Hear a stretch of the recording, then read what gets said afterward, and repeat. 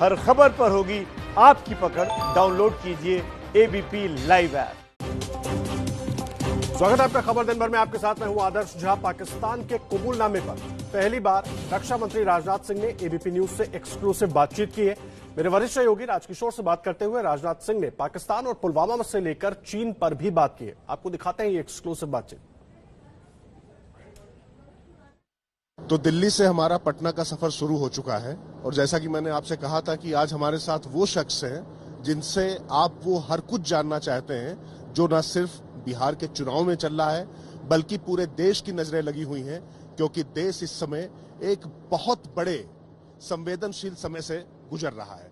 क्योंकि भारत चीन सीमा पर तनाव है, पाकिस्तान ना चाहते हुए भी उसको स्वीकार करना पड़ता है भारतीय सैनिकों के शौर्य का, पराक्रम का और जो भारत सरकार के उठाए गए कदम थे। तो हमारे साथ हैं रक्षा मंत्री राजनाथ सिंह जी। राजनाथ जी, स्वागत है आपका एबीपी न्यूज पर और हमारे साथ हमें समय देने के लिए बहुत बहुत धन्यवाद पहले आपका। और पहला सवाल सर मेरा आपसे ये होगा कि जिस तरीके से फहाद खान ने पाकिस्तान की असेंबली में ये माना कि पुलवामा उन्होंने किया था और उसको वो अपना शौर्य बता रहे हैं, जो उन्होंने कायरता दिखाई थी उसको वो बताते हैं कि इमरान खान सरकार का शौर्य है, उस पर आपकी टिप्पणी और उस पर जो भारत में राजनीतिक प्रतिक्रियाएं हुई थी उस पर मैं आपसे समझना चाहूंगा। ये तो पहले से ही हम लोग ये कहते चले आ रहे हैं कि जो भी हम भारत के अंदर आतंकवादी वारदातें हो रही हैं उसके पीछे पाकिस्तान का हाथ है। और पाकिस्तान की नेशनल असेंबली में उनके ही एक मंत्री ने जो कुछ भी कहा है कल, अब उससे हम लोगों की जो पहले आशंका थी, वैसे हमारा वह तथ्य था, हम तथ्यों के आधार पर हम बोल रहे थे, अब वो पूरी तरह से पुष्ट हो गई है, संदेह की कोई गुंजाइश नहीं है। लेकिन उस समय जब पुलवामा का कांड हुआ था तो कांग्रेस के एक वरिष्ठ नेता ने जिस तरीके से अपनी प्रतिक्रिया व्यक्त की थी और तरह तरह के संदेह सरकार के संबंध में, हमारे प्रधानमंत्री के संबंध में जो व्यक्त किए थे, बहुत ही दुर्भाग्यपूर्ण था। और मैं समझता हूं कि यह तथ्य सामने आ जाने के बाद कांग्रेस की कोई न कोई प्रतिक्रिया तो आनी चाहिए। उनका क्या मत है कि भारत में जो आतंकवादी वारदातें हो रही हैं उसके पीछे पाकिस्तान का हाथ है या नहीं है? कम से कम इस संबंध में उनकी प्रतिक्रिया तो आनी चाहिए। लेकिन मैं देख रहा हूं कि जब से इस तथ्य का खुलासा कल हुआ है पाकिस्तान की नेशनल असेंबली में उनके मंत्री के द्वारा भाषण दिए जाने के बाद, कांग्रेस ने पूरी तरह से चुप्पी साध रखी है। क्या राष्ट्रीय एकता, अखंडता अथवा राष्ट्रीय स्वाभिमान के प्रश्न पर दलगत भावना से ऊपर उठकर विचार व्यक्त नहीं किए जा सकते हैं? मेरी यह निश्चित धारणा है जब राष्ट्रीय एकता, अखंडता अथवा राष्ट्रीय स्वाभिमान का प्रश्न हो तो सारे राजनीतिक दलों को, सारे देश को, सारे भेदभावों को भूलकर एकजुट होकर खड़ा होना चाहिए। ये एकजुट आप एक तरफ अपेक्षा करते हैं, जैसा कि राष्ट्रीय हित के मसले पर निश्चित तौर पर राजनीति आड़े नहीं आनी चाहिए, क्योंकि राष्ट्र है तब राजनीति है। लेकिन जिन नेता की आप बात कर रहे हैं, कांग्रेस के पहले अध्यक्ष रहे अभी राहुल गांधी, वो तो उल्टा पाकिस्तान का जो पुलवामा और बालाकोट उस पर तुरंत सवाल खड़ा किया। अभी वो जो चीन की तरफ से जो एग्रेशन दिखाया गया था, वो बार बार चुनावी रैलियों में कह रहे हैं कि हमारी 1500 वर्ग किलोमीटर जमीन पे चीन घुसकर बैठ गया है। और वो जिस तरीके की शब्दावली इस्तेमाल कर रहे हैं प्रधानमंत्री के लिए और सरकार के लिए, उस पर आपकी प्रतिक्रिया? देखिए, मैं किसी भी प्रधानमंत्री चाहे किसी भी राजनीतिक पार्टी का हो, आज तक मैंने कोशिश यही की है, शायद कभी मुझसे कोई गलती हो गई हो, मैं कभी कोई प्रतिक्रिया व्यक्त नहीं करता हूं, क्योंकि हमारी यह मान्यता है कि प्रधानमंत्री चाहे किसी दल का हो, वे व्यक्ति नहीं होता है, संस्था होता है। लेकिन अब जैसे मैं फिर पाकिस्तान की नेशनल असेंबली में फहाद खान के भाषण की तरफ चलता हूं, हमें मालूम था, आपके पास पूरी इंटेलिजेंस थे, पुख्ता सबूत थे, सरकार को पता था कि ये पाकिस्तान का हाथ है। अब तो उन्होंने असेंबली में खड़े होकर इसको स्वीकार कर लिया है।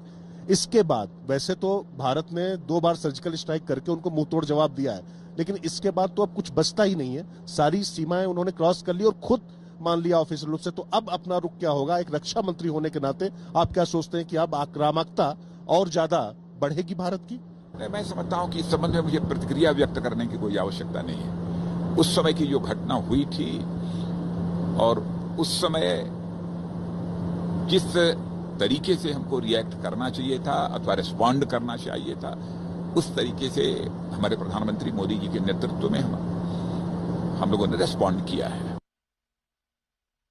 चीन जिस इलाके पर है, लेह लद्दाख वाले मामले में, और जहां पर कहा जा रहा है कि वो अंदर एग्रेशन कर रहा, पहली बार ग्लोबल टाइम्स मान रहा है चीन का मुखपत्र कि भारत अंदर घुसा बैठा हुआ है, तो जो स्टैंड ऑफ की स्थिति वहां पर आमतौर पर बुनियादी ढांचा चीन का मजबूत माना जाता था, हमारा कमजोर माना जाता था। उस दिशा में अगर हम मिरर पोजिशनिंग कर पा रहे हैं अपने सैनिकों की, तो उसको लेकर किस तरीके के फैसले किए गए और हम किस स्थिति में, चूंकि देश को किस तरीके से आश्वस्त करना चाहेंगे आप? देखिए, इस संबंध में बस इतना ही कहना चाहूंगा कि इस दौरान हमारे सेना के जवानों ने जिस शौर्य पराक्रम का और शौर्य पराक्रम के साथ आवश्यकता पड़ने पर धैर्य और संयम का भी जो परिचय दिया है, उसकी मैं जितनी प्रशंसा करूं वह कम है। और मैं कह सकता हूं कि हमको अपने भारत की सेना के ऊपर सचमुच गर्व है। इसी से जुड़ा हुआ प्रश्न है, क्योंकि वहां पर परिस्थितियां बहुत जटिल हैं।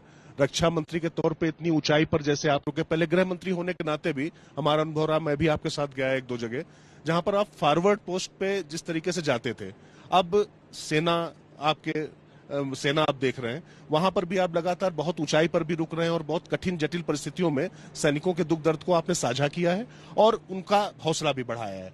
अभी जहां पर स्थिति अब सर्दी आती जा रही, माना जा रहा था कि सर्दी जैसे जैसे आएगी सीमा पर गर्मी बढ़ेगी, उसके संकेत भी दिखाई पड़े थे, तो हम कितने तैयार हैं? मैं ये चाहता हूं कि देश किस तरीके से आश्वस्त रहे। वैसे जो हमारी फॉरवर्ड पोस्ट हैं, जहां पर कि तापमान कई स्थान ऐसे हैं जहां पर कि शून्य के काफी नीचे 20 डिग्री 30 डिग्री 40 डिग्री नीचे होता है, वहां पर भी हमारे जो जवान जो तैनात हैं, पहले भी तैनात रहा करते थे, उनके लिए आवश्यक जो वस्त्र होते हैं, अन्य जो सारी मेडिकल से संबंधित सुविधाएं होती हैं, वो सब सारी मुहैया कराई गई हैं और कराई जा रही हैं। जो खास तौर से इन सब इलाकों में मैं आपसे इसलिए भी समझना चाहता हूं क्योंकि बार बार अभी 30 अगस्त को भी लद्दाख में किस तरीके का स्टैंड ऑफ हुआ चीनी सेना के साथ, ना वो पीछे हटने को तैयार है, हम भी उनको कड़ा प्रत्युत्तर दे रहे हैं। तो आपको लगता है कि मसले का हल बातचीत से निकलेगा? क्योंकि जिस तरीके की परिस्थितियां बनती जा रही, तनाव लगातार बढ़ता ही जा रहा है। हमारी अपेक्षा तो यही है कि बातचीत के द्वारा इसका समाधान निकल जाए, क्योंकि हम लोग वार मांगर नहीं है, युद्ध पिपासु हम भारत नहीं है। भारत तो दुनिया का एक ऐसा देश है जिसने भारत की सीमा में रहने वाले लोगों को ही नहीं, बल्कि पूरे विश्व की धरा पर रहने वाले लोगों को अपने परिवार का सदस्य मानते हुए वसुधैव कुटुंबकम का संदेश दिया है। और हम तो अपने पड़ोसी देशों के साथ अच्छे रिश्ते बनाकर रखना चाहते हैं, हमारी बराबर कोशिश यही रहती है। लेकिन बातचीत के द्वारा यह मामला सुलझ जाए तो इससे बेहतर स्थिति और कोई दूसरी नहीं हो सकती है। लेकिन इतना मैं देशवासियों को आश्वस्त करना चाहता हूं कि भारत 1 इंच क्या, 1 इंच की नोक भी अपनी जमीन किसी भी सूरत में दुनिया के किसी दूसरे देश के हवाले नहीं जाने देगा।